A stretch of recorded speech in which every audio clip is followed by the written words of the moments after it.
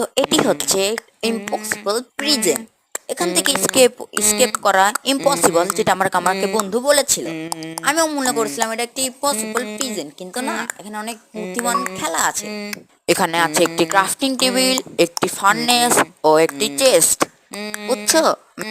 এখান থেকে স্কেপ করা মোটেই সহজ নয়, কিন্তু অনেক ভালো করে বুদ্ধি খাটালে পরে আমিও এখান থেকে স্কেপ করে যেতে পারবো।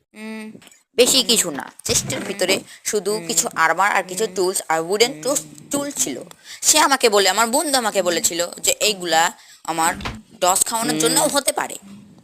আমি তো আমার আর্মার পরে নিলাম। এখন আমি কি করতে পারি বলো? ফার্নেসে ছিল চারকোল, যেটা আমি নিলাম, আর আমার মাথায় একটু খেলা আসলো। তারপর আমি সব কিছু নিলাম, নিয়ে আমি ডিশ টেবিলের উপর দাঁড়াতে চাকলাম। ভাবলাম একটা খেলা যাক। এটাগুলো উপরে উঠায় চেষ্টা করলাম, কিন্তু এটা টিপ হলো না। আমার মাথায় আরও একটা বুদ্ধি খেললো। ফার্নেসে আমি সব কিছু কুক করতে দিলাম। কুকিং করার পরে আমার কিছু আয়রন ইনগেট আসলো। আমি বুঝলাম না এই ইনগেট দিয়ে কী করবো। এখন তো খেলা সহজ হয়ে গেল। আমি প্রথমে কিছু টর্চ বানালাম, টর্চ দিয়ে আমি ল্যান্টেন বানালাম, আর তারপর একটার পর একটার উপর বসায়ে আমি উপরে টিকলাম, আর তারপরে আমি নিচে হুম হুম হুম হুম হুম হুম